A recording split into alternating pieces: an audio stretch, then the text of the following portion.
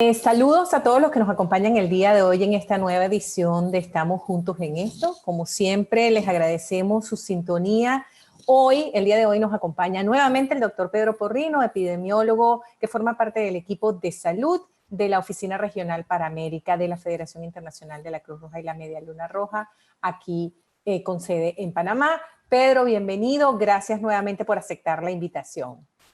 Muchísimas gracias, Diana. Es más, como la vez anterior, un placer para mí y gracias por la oportunidad. Pedro, en esta ocasión, la semana pasada hablamos de las vacunas y tuvo un gran éxito, la gente muy interesada y prometemos seguir respondiendo esas preguntas, ¿no? Pero esta semana queríamos conocer un poco más de cómo es la situación actual de la pandemia en la región. Bueno, pues cuando vemos la evolución de la pandemia y tenemos que recordar que, bueno, pues que ya llevamos 9 meses prácticamente de pandemia, o sea que lamentablemente se están confirmando los peores augurios que teníamos con respecto a que esto iba a ser una crisis larga y realmente de largo recorrido. Bueno, pues vemos que prácticamente en la región se está replicando unas tendencias muy similares en otras regiones. Fundamentalmente estamos siguiendo casi de forma igual la tendencia, por ejemplo, en la región de Oriente Medio y la tendencia en Europa. ¿Cómo se explican esas tendencias? Bueno, pues epidemiológicamente tiene una explicación bastante lógica cuando estamos hablando de una enfermedad que se transmite de persona a persona y donde hay una amplia transmisión comunitaria. ¿Qué ha pasado? Hemos vivido una primera fase de una rápida expansión donde había una transmisión comunitaria intensa. Bastante tarde, porque hemos tenido una fase de ascenso en los casos reportados, al igual que lamentablemente en las muertes reportadas, desde prácticamente una primera fase que en la región de América ha sido de casi 6 meses, con un incremento continuo de casos y muertes, para llegar a lo que fue un punto de inflexión en la tendencia epidemiológica alrededor de julio, mediados de julio, donde ahí vimos que se iniciaba un pequeño descenso. Obviamente, fruto y reflejo de todas las medidas de control de la transmisión que se han ido poniendo desde el principio. Lo que pasa es que ya sabíamos que realmente eso iba a ser temporal y que llevado fundamentalmente por 2 cosas. Una, primeramente, que obviamente en la medida en que se levantan las medidas de interacción social, puesto que desaparecieron los lockdowns, se empezó a permitir el movimiento, incluso viajes internacionales, pues obviamente sabíamos que la transmisión se iba a reactivar. Y eso es lo que provoca que de nuevo estemos totalmente instalados en la región en una nueva fase de expansión, en una nueva fase de aumento de casos reportados. Por lo tanto, bueno, hemos visto una primera, llamémoslo ola, aunque si eso a lo mejor después podemos tener oportunidades si realmente son distintas olas, son fases. No quiero entrar en esa polémica, aunque existen como escuelas diversas, pero claramente ahora estamos de nuevo en una clara fase expansiva.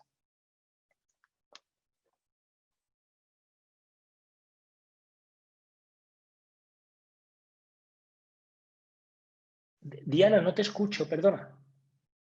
Disculpa, hay una falla técnica. Nada. Tú mencionabas algunos factores, ¿no? De por qué Sí. estamos viendo este repunte, pero vemos que el número en América, oye, ha sido alto, ha sido muy alto. Incluso desde que la pandemia toca la región, América se muestra como una de las regiones con mayor cantidad de casos. ¿Por qué ha sido esto? ¿A qué se podría atribuir? Bueno, es difícil y realmente el hecho objetivo existe, y el hecho objetivo de hecho es que hasta finales de septiembre, cuando se miraban a las cifras globales, América registraba más del 50% de todos los casos reportados a nivel mundial, o sea, es decir, los casos en América solamente eran más que la suma de todos los casos en el resto de regiones del mundo, y aún sigue reportando más del 50% de las muertes. De hecho, también hasta septiembre, prácticamente la región de las Américas reportaba entre 5 y 6, 7, 8 países siempre en los 10 primeros puestos de incidencia acumulada, de mortalidad acumulada.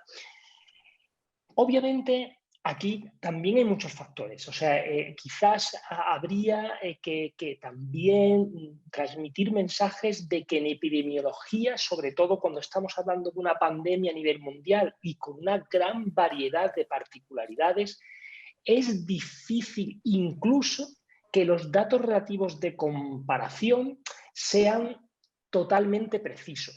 ¿Por qué digo esto? Pues porque, por ejemplo, hablábamos todos desde el campo de vista de la epidemiología, desde el campo de vista científico, decíamos, bueno, cuando empecemos a tener cifras, por ejemplo, en África, donde obviamente, lamentablemente, los sistemas de salud de muchos países son débiles y por lo tanto entendíamos incluso también la capacidad de los estados y de las autoridades para implementar medidas de salud pública, pues no son todo lo fuerte que a lo mejor se necesitaban. Vamos a ver una enorme expansión de casos en África y va a ser una crisis, por supuesto, muchísimo mayor que la de cualquier otra región. En cifras, eso no ha ocurrido, pero no ha ocurrido porque no haya pasado realmente o porque también estamos, y es uno de los factores, obviamente influenciados por la capacidad de testeo y por la capacidad de reporte. Estamos hablando de, cuando hablamos de cifras y hablamos de cantidad de casos a nivel mundial, cantidad de casos en la región, estamos hablando de casos reportados, o sea, de casos confirmados según los criterios de confirmación que tienen los estados siguiendo las indicaciones de la OMS y de otras autoridades normativas. Eso quiere decir, y por ejemplo es un factor muy importante a la hora de comparar esta nueva fase de expansión con la fase previa de expansión, que depende también mucho de la capacidad de testeo y de las herramientas de vigilancia epidemiológica que cada país pueda poner en marcha, el que se reporten también más o menos casos. Por ejemplo, ¿qué está ocurriendo ahora? Pues ahora está ocurriendo, y lo hemos visto sobre todo, por ejemplo, en la región de Europa, donde, y también lo estamos viendo en América. ¿Qué pasaba en marzo o en abril? ¿Había menos casos que ahora, que por ejemplo en algunos países europeos y también está empezando a ocurrir en América? Estamos viendo unas cifras prácticamente doblando incluso los picos de casos reportados de los primeros inicios de la pandemia. ¿Es que hay el doble de casos? No. Probablemente pueda haber algunos casos más derivados de la transmisión comunitaria. Pero lo que ocurre ahora es que ahora estamos testando muchísima más gente. Estamos haciendo lo que llamamos, incluso en muchos casos, una vigilancia epidemiológica activa. ¿Qué significa eso? Que ya no espero, como pasaba en marzo, abril, mayo, junio, a que las personas enfermas llegaran a los centros sanitarios e incluso de todas las enfermas seleccionaba en función de determinados criterios clínicos a quién testaba, sino que ahora incluso hago testeos masivos para identificar portadores o casos asintomáticos. Obviamente eso me eleva el número de casos que yo estoy reportando. Pero epidemiológicamente, si bien es verdad que las cifras se alteran, puede ser que el patrón de transmisión sea similar, aunque las cifras sean distintas. Eso puede explicar claramente y explica en parte esta nueva fase expansiva de los casos reportados. Por eso también desde la unidad de salud, y hacemos mucha incidencia en ello, pensamos, y no solamente nosotros, sino también la comunidad científica, que realmente el número de casos y el número de muertes, sí, por supuesto que hay que mirarlo y hay que monitorearlo, pero no pueden ser los únicos indicadores que usemos para implementar actividades o para desarrollar estrategias y políticas. Porque, por ejemplo, sabemos que la presión sobre los sistemas sanitarios se monitorea con otro tipo de indicadores más allá del número de casos. También, por ejemplo, están cambiando los grupos etarios de afectación y eso también cambia la presión sobre el sistema sanitario. O sea, epidemiológicamente es algo complejo y, por tanto, tenemos que tener en cuenta todos esos factores. Muy interesante, Pedro. Tú mencionabas antes en tu respuesta inicial, hablabas de olas y lo hemos visto en los medios de comunicación que se habla que Europa está viviendo la segunda ola. ¿Qué significa eso? Bueno, eso en parte significa un poco lo que les explicaba, ¿no? O sea, es decir, que después de una primera fase de crecimiento y de crecimiento, hablamos de picos y de valles, hemos vivido un pico donde alcanzamos el máximo de casos reportados semanales. Las medidas de control de la enfermedad, fundamentalmente las medidas de salud pública, es decir, el uso de la mascarilla, el distanciamiento físico de seguridad y sobre todo la interrupción o la minimización de toda la interacción social del día a día de las comunidades por las medidas a veces muy severas y muy estrictas de absoluto confinamiento, por ejemplo, domiciliario, pues obviamente eso ha hecho que disminuyan que llegue un momento en que disminuya la transmisión. Pero ¿cuál es el problema? El problema es que hasta que no haya una inmunidad, y que eso lo alcanzaremos con la vacuna, y lo hablábamos la semana pasada, pues obviamente el virus sigue ahí y el virus sigue circulando. Y el virus lo único que necesita es que haya una cierta interacción entre personas para seguir transmitiéndose. Entonces, ¿qué es esta segunda ola? Pues esta segunda ola es el efecto de que esa minimización o ese control de la interacción personal que favorece la transmisión, obviamente, se ha relajado porque también, o sea, aunque esto sea un poco más allá de lo estrictamente epidemiológico, tampoco hay que guardar un balance entre las medidas de control de la transmisión y también todo el impacto, también en salud, que implican las medidas más estrictas de control. O sea, hay que guardar ese balance. Que es probablemente, por ejemplo, lo que estamos ahora, donde, si bien es verdad, se levantan y se relajan algunas medidas, seguimos y tenemos que seguir haciendo incidencia en las medidas más básicas, que son el guardar distancia física siempre y cuando nos movamos entre personas que no son convivientes, el uso de la mascarilla facial y la optimización de la higiene, del lavado de manos. Pero obviamente en la medida en que ya tengamos interacción, pues obviamente el virus se va a seguir transmitiendo. ¿Qué es esa segunda ola? Pues esa segunda ola es sencillamente pues, una nueva transmisión, fruto de una nueva interacción más activa y también, como explicaba, fruto de una identificación más óptima y más activa de los casos, incluso ya, como estamos viendo, con una gran proporción de casos asintomáticos. Esos casos asintomáticos, o como llamamos a veces paucisintomáticos, o sea, que apenas tienen síntomas, esos casos que también seguro estuvieron en la primera ola, en la primera fase, En aquella ocasión no se identificaban, no se reportaban, nadie le hacía un test a alguien que no tenía síntomas. Es más, recordarán ustedes que en aquello decíamos, no vaya usted al centro de salud, no vaya usted al hospital, a no ser que tenga signos de alarma. ¿Por qué? Porque estábamos saturados. Por lo tanto, no era cuestión de saturar los sistemas sanitarios. A todas aquellas personas que incluso teniendo síntomas no fueron a los centros sanitarios, no se le testó. Al no testarse, no entraron en las estadísticas de reporte. Entonces, ¿podemos decir que ahora tenemos muchísimos más casos que en la primera ola, que es una segunda ola infinitamente más alta que la primera? Yo diría que no. Lo que tenemos ahora es una capacidad muchísimo más alta de testar e identificar casos, pero probablemente la transmisión se mueva en terrenos muy similares.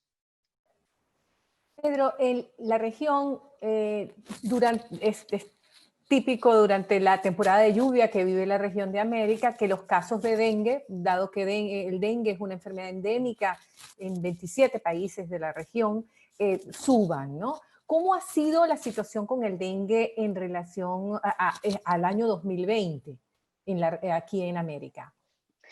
Bueno, es una pregunta tremendamente interesante porque especialmente en la región, también en la región de Asia-Pacífico, sabemos que en el mundo hay 500 millones de personas en áreas donde hay dengue y en riesgo de dengue y por lo tanto también de dengue severo y de desarrollar cuadros clínicos muy graves que algunos desembocan lamentablemente en la muerte.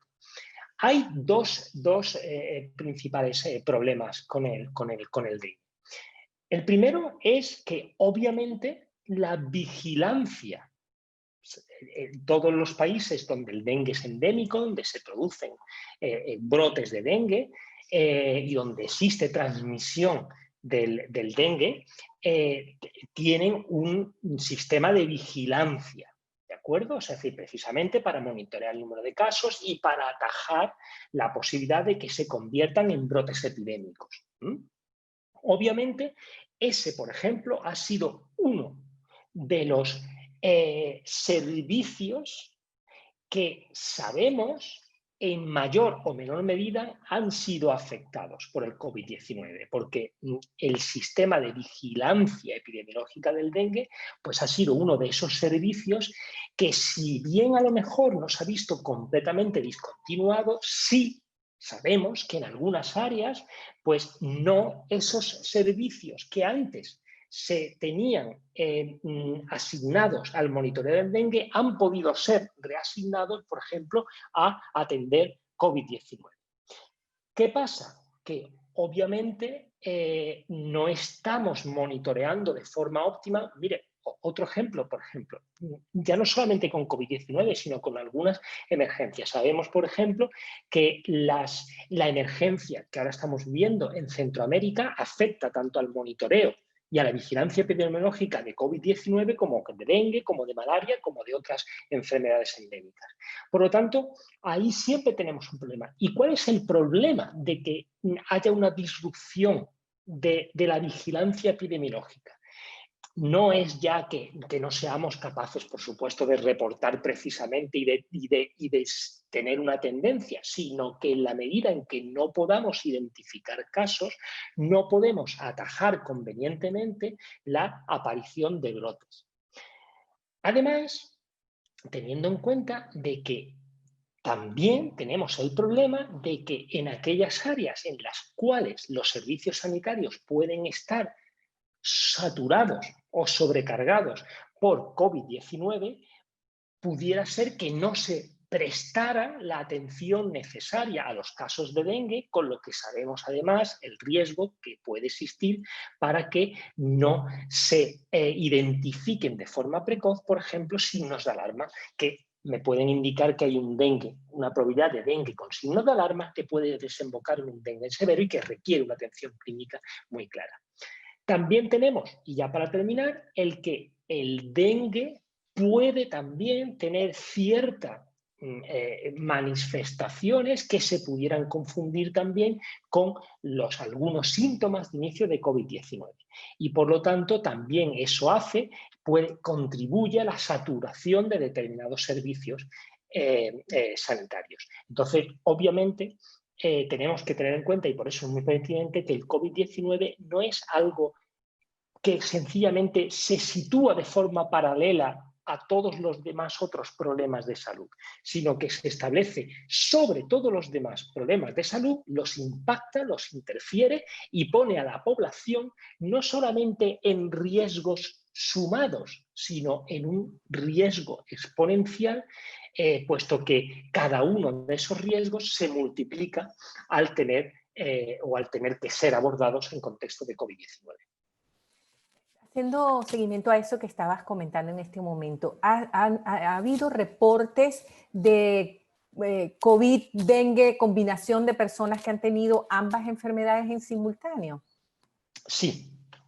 Y de hecho hay incluso estudios muy interesantes, ya no solamente acerca de que se pueden dar las dos infecciones, o se puede dar una coinfección, tener dengue y tener COVID-19, sino también incluso cómo el hecho de cursar las dos infecciones, como decía, no es sencillamente el sumatorio de los problemas derivados del COVID y de los problemas derivados del dengue, sino cómo además se puede ejercer un efecto de potenciación de los problemas de ambas enfermedades y, por lo tanto, de la severidad del cuadro clínico.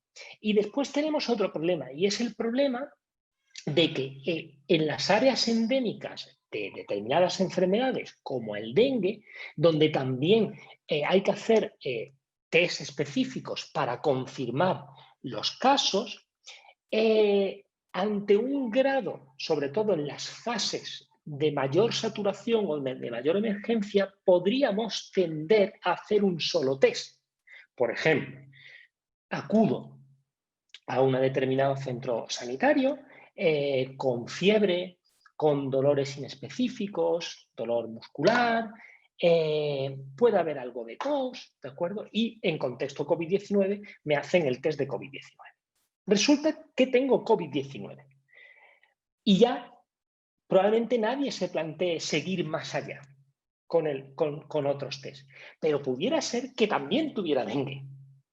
Y como ya hacemos un diagnóstico inicial de COVID-19 que es sobre lo que estamos centrados, podemos desatender la posibilidad de que haya diagnósticos también coincidentes y concomitantes con COVID-19 y que, como ya digo, no es solamente el problema de que no diagnostique el dengue, sino de que si no identifico que pueda haber una coinfección por dengue o por otro tipo de infección, no abordo clínicamente de forma óptima el cuadro médico que se puede dar. Y además atiendo, por así decirlo, a las medidas de control y de transmisión de COVID-19, pero no atiendo a las medidas de control y transmisión de dengue, que son diferentes. Entonces, ¿cuáles serían los riesgos, Pedro, allí de no atender el dengue, solo centrarse en el COVID?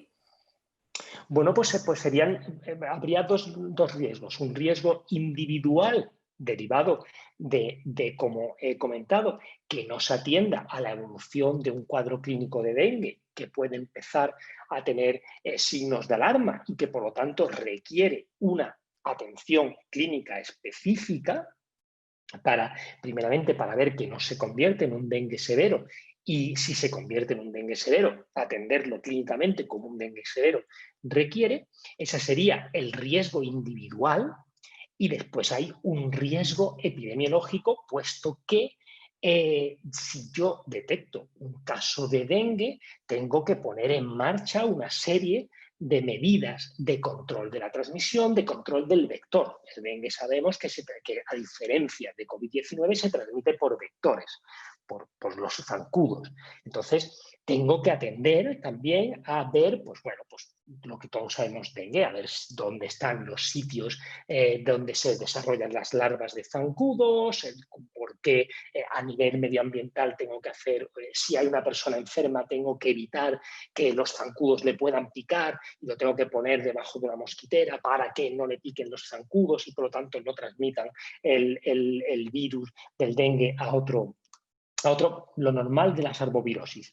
Por lo tanto, hay que ver que si atiendo a una sola patología, dejo fuera una serie de medidas, tanto clínicas individuales como comunitarias epidemiológicas, que me pueden, por supuesto, poner en riesgo y favorecer la aparición de un brote de dengue en contexto COVID-19. Pedro, ya para terminar, después de 9 meses o casi 10 meses de pandemia, ¿qué debemos hacer? ¿Qué recomendaciones le das a las personas que nos han sintonizado el día de hoy? Bueno, es difícil. Claramente hay unas recomendaciones que son básicas y las recomendaciones básicas es seguir los principios más elementales y que aplican desde el principio de la pandemia, que son las medidas de protección individual a través del uso de la mascarilla, a través de la distancia física de seguridad con aquellas personas con las que no convivamos y el maximizar, optimizar la higiene fundamentalmente a través de un lavado de manos continuo y adecuado. Eso sería lo que todos y todas tenemos a mano, nunca mejor dicho, para intentar protegernos a nosotros y para intentar proteger también a las personas con las que convivimos. Después, obviamente, tenemos que seguir todas aquellas indicaciones sanitarias que se nos pida que sigamos, por ejemplo, en el caso de que desarrollemos síntomas, por supuesto, de que seamos identificados como casos. Mencionaba, Diana, usted antes el tema de la fatiga pandémica y es normal que, por ejemplo, en plena fatiga pandémica a veces estemos cansados de las medidas. Bueno, ¿y por qué? ¿Y por qué a veces lo estamos experimentando en muchos sitios? Yo en cuarentena, pero ¿por qué tengo que estar yo en cuarentena? Si no tengo nada, si no tengo ningún síntoma, si estuve, pero bueno, tenemos que tener una responsabilidad social que a veces no es fácil después de 10 meses. O sea, Claro. yo tampoco voy a fomentar ni mucho menos un discurso de culpa, no es cuestión de culpa, hay que entender que la gente está muy cansada, que también por efecto del COVID-19 se han afectado, hay una gran afectación derivada del impacto secundario, de la pérdida de medios de vida, de la aparición y agravamiento de otros problemas de salud. Y lo que hay que hacer es seguir estas medidas básicas y confiar en que la vacuna llegue lo antes posible, podamos inmunizar a gran parte de la población y, por tanto, empecemos a poder controlar definitivamente el problema. Mientras tanto, protección individual y responsabilidad social. Muchísimas gracias, Pedro. Como siempre, muy interesante conversar contigo sobre estos temas. Y también queremos agradecer a todas las personas que se han unido a esta transmisión y los invitamos, a seguirnos acompañando. Vamos a continuar con este tipo de transmisiones para continuar informando y hacer seguimiento a los temas que están surgiendo con relación a la pandemia. Les invitamos además a dejar comentarios o preguntas en la sección de comentarios que tienen a través de esta red. Y continúen conectándose con nosotros. Gracias, Pedro, nuevamente por acompañarnos. Muchas gracias a ustedes. Un placer.